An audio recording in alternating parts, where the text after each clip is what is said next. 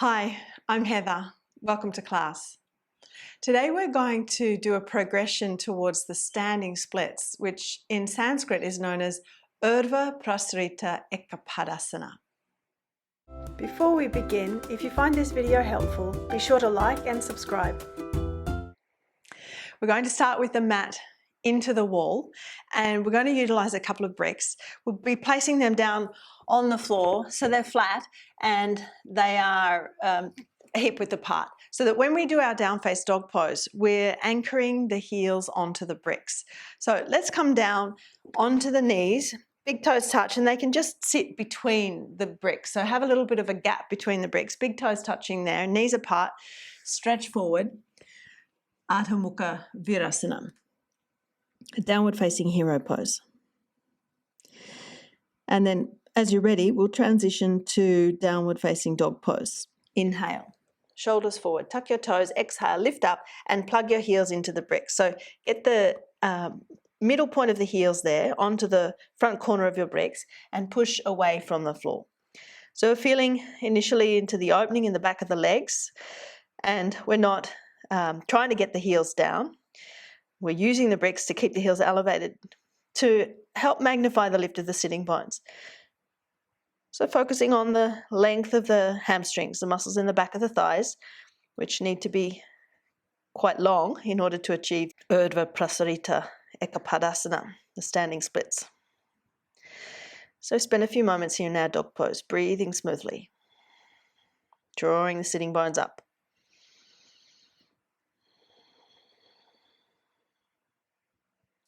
Now, you step your feet off your bricks, walk forward to the hands so that you can come into Uttanasana.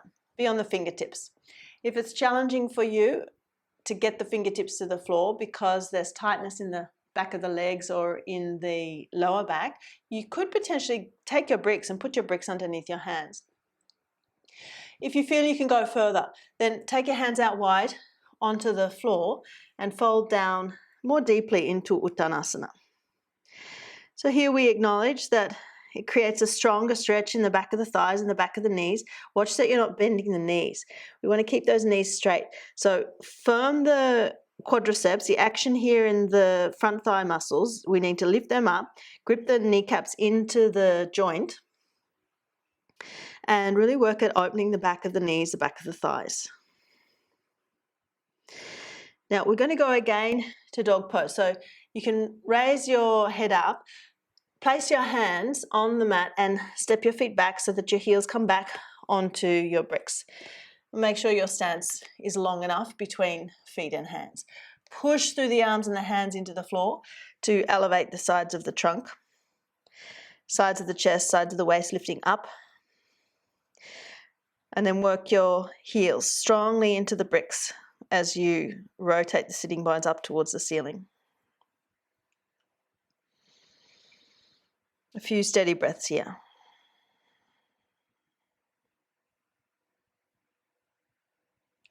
Now again, we walk forward. Step your opposite leg forward. So you're going to have a favored leg that wants to step forward every time. See if you can alternate that when you come forward into Uttanasana each time you practice. Now, can you go deep into Uttanasana? Catch behind the ankles, bend the elbows, draw yourself forward and down. So you're elongating the trunk along the thighs. Just for a moment, bend the knees and see if you can feel your abdomen and your ribs on your thighs. Let the head descend. So you're exploring a deep hip flexion, which is part of the pose that we're working towards. Getting that deep hip flexion, trying to have the body contacting the thighs.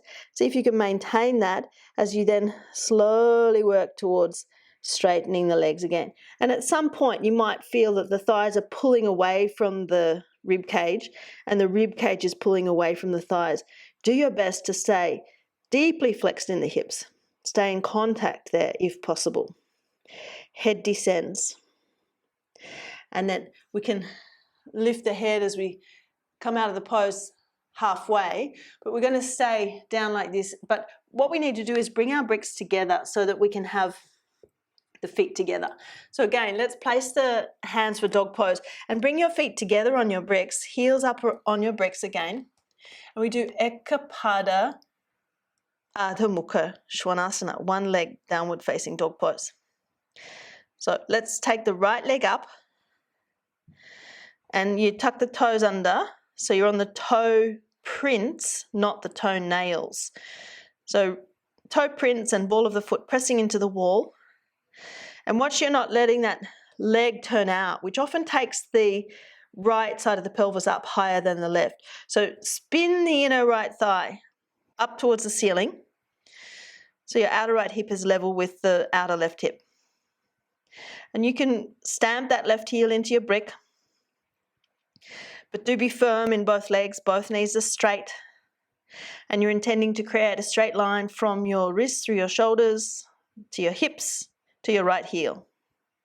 Then step the leg down, place that right heel onto your brick and step the left leg up.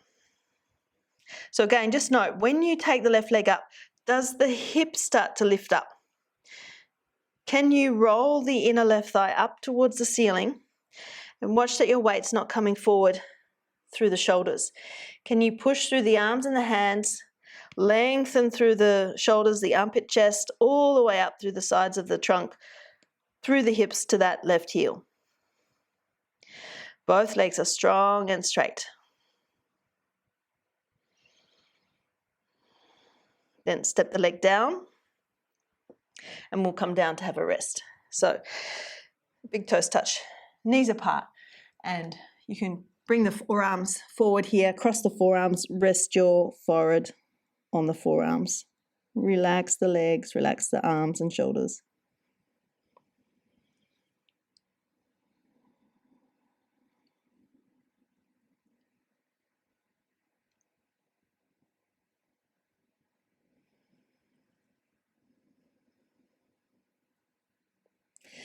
Then when you're ready, come to sitting up.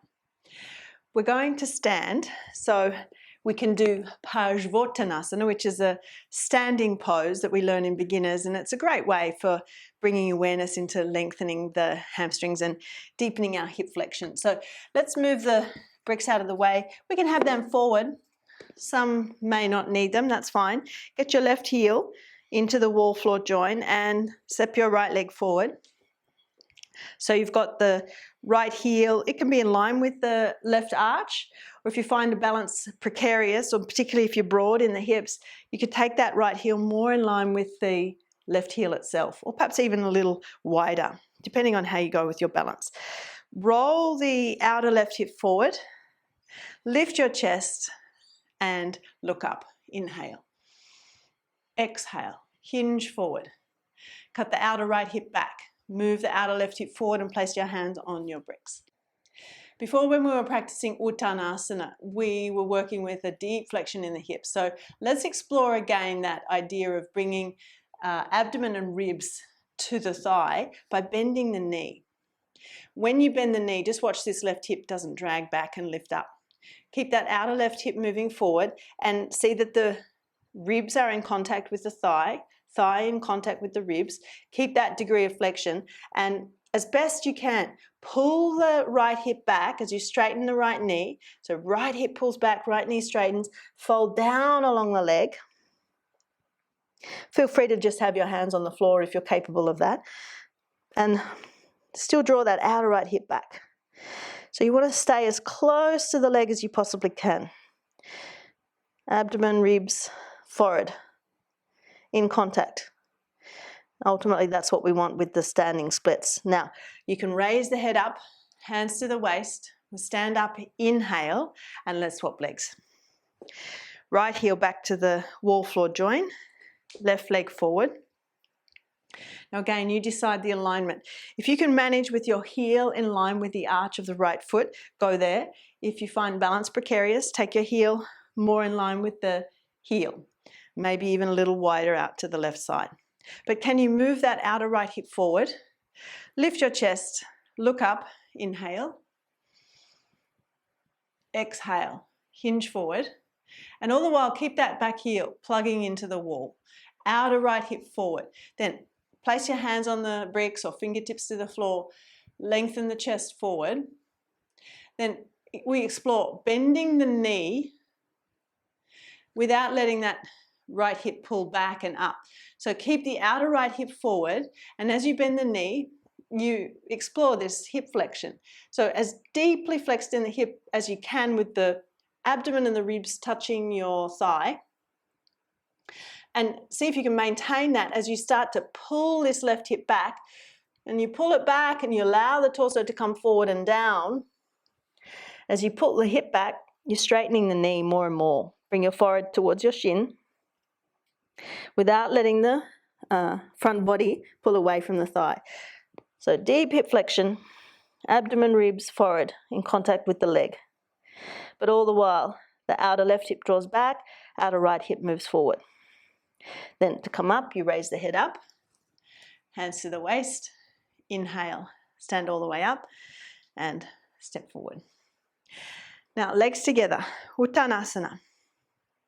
Inhale, exhale, hinge forward and reach your hands to your bricks. So initially you can have the hands forward, feel free to just have fingertips to the floor. Now again, we bend the knees, bring the ribs to your thighs. Now, if you can manage hands to the floor or catch behind the heels, the ankles, so that we're folding more strongly into both legs. So as you go to straighten the legs, you're pulling the sit bones up, you're keeping the abdomen in contact with the thighs, forward to the shins. Let's repeat that again. Bend the knees, front body is long, so lengthening the sternum forward. Abdomen is long on the thighs. Inhale. Exhale, lift the buttocks, open the back of the knees, forward to the shins. And again, bend the knees. Sometimes it's good to just touch on a pose and come out because it can be quite intense. And trying to hold the pose, we develop tension or we maintain tension patterns. And resistance builds up. And we don't want that. So let's go again. Inhale, exhale, fold into the legs, and then we can come up. So you raise the head up. Inhale, stand all the way up.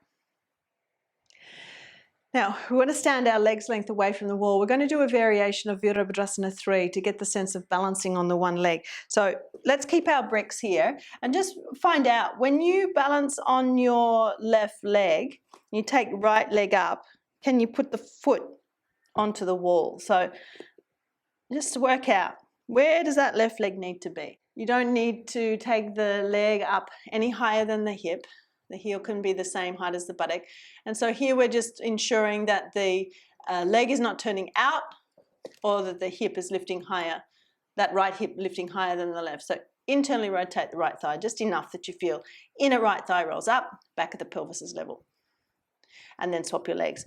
So standing, balancing on the right leg, take your left leg up. You can look back and just check, is your foot the same height as your hip? No need to take it any higher just yet. Roll the inner left eye up towards the ceiling.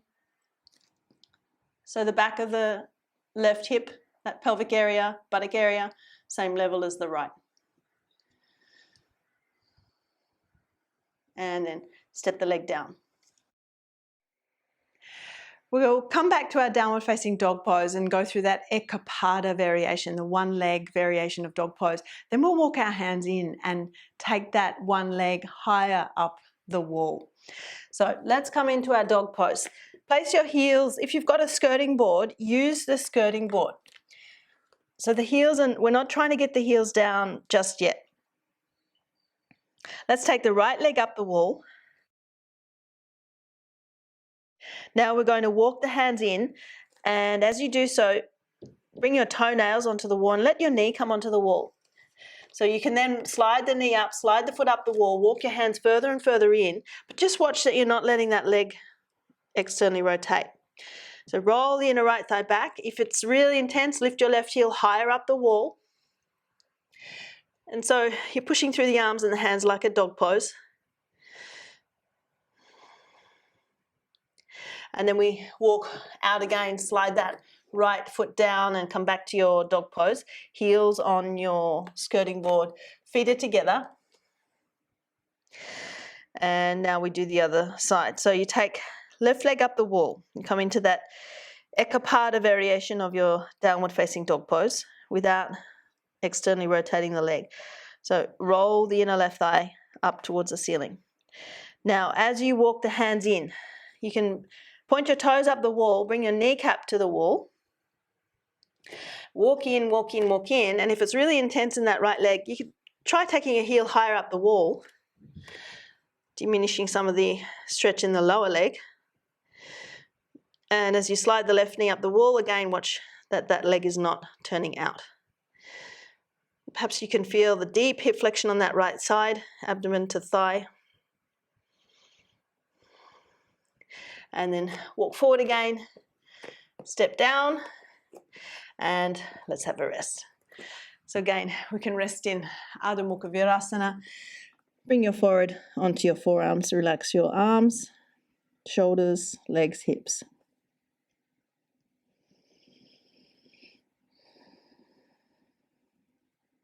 And then you can come to sit. Now again, I'm going to use this wall for more of the classic presentation of the posture. We'll be standing away from the wall and raising the back leg up, similar to what we did earlier when we had hands on bricks. But this time when we take the leg up, we're going to take it up higher. So we're trying to marry what we've done in this sequence leading up to the full pose. So we did a variation of Virabhadrasana III, where we took the foot up, even though we kept it the height of the hip. But then we worked with a stronger variation of Eka Pada Adho Mukha Svanasana. We walked with the hands in, even though that top leg was bent. So we're marrying those two poses. So to find out where to stand relative to the wall, you just need to experiment and explore. Okay, what happens when I take the leg up? Is my foot going to hit into the wall? Maybe that's good because I need to take the foot higher than the hip if possible. So it depends on your flexibility now as to whether you can manage to take your leg higher than the hip. But watch that the leg doesn't externally rotate and your right hip doesn't lift. So you internally rotate that right leg and you fold down, you walk into the leg, and already this might be really strong. So if that's strong, you keep your hands forward, or you hop your left foot further out from the wall so that you can lower the right leg. But if you can go further, hop in closer to the wall and take your leg higher up the wall. And then as you come in to the leg, walk your hands alongside the leg, catch behind the ankle with your left hand, so you're balancing on the left leg. The right hand is helping to stabilize. Roll the inner right thigh up. Bring your abdomen to your thigh, forward towards your shin. And then come out, step down, right leg steps down, balance on the right foot. Now again, you might like to start with your feet just a little further away from the wall. Take the left leg up, take a couple of breaths there while you acquaint yourself with the sensation. Again, if it's really strong, you keep your hands forward and maybe you need to hop that right foot further forward. But if you think you can go further, you can explore coming into the leg first before you hop your right leg in. But then if you can go further, try hopping the right foot in closer to the wall. Take the left leg higher up the wall. Then walk your hands alongside the right foot. Bring yourself close into that right leg, abdomen to thigh, forward to shin, and catch behind the right ankle with your right hand. Roll the inner left thigh up. And breathe smoothly. Both legs are straight. And then come out of the pose, step the left leg down, and we can come down onto the knees. And again, we'll rest forward. Relaxing the thighs and relaxing the arms.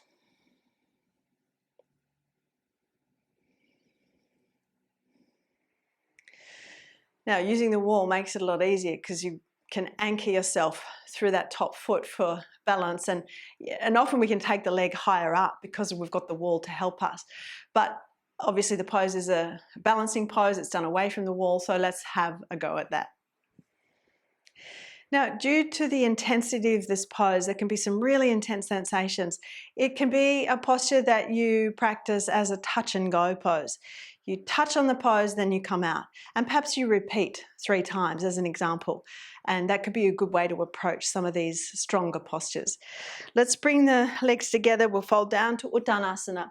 Feel free to use bricks under your hands. Just for a moment, get the feeling of a full Uttanasana. You can take your hands alongside the feet, draw yourself into the legs. Now, again, come forward onto the fingertips.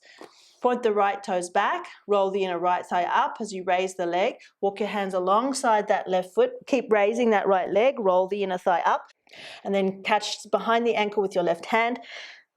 Pull yourself into the leg and go on spinning the inner right thigh up.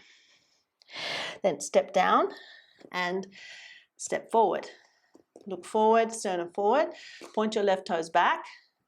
And as you start to raise the left leg, walk your hands alongside the right leg. Keep raising that left leg. Roll the inner left thigh up. Catch behind the ankle with your right hand. Pull on that leg so that you can bring yourself in closer to the leg. Forward to shin if possible. And then lower the leg. Look forward. Hands to the waist. Inhale and come to stand up. If you enjoyed practicing with me, I invite you to check out the video library on my website, heatherkitchenyoga.com.au. I've got over 400 full-length classes in that video library, and I add a new class to it every week. I invite you to start your subscription with a 7-day free trial. That's it for today. Thanks for joining me. For more in-depth teaching, check out the video library on my website, heatherkitchenyoga.com.au. The link is in the description box below.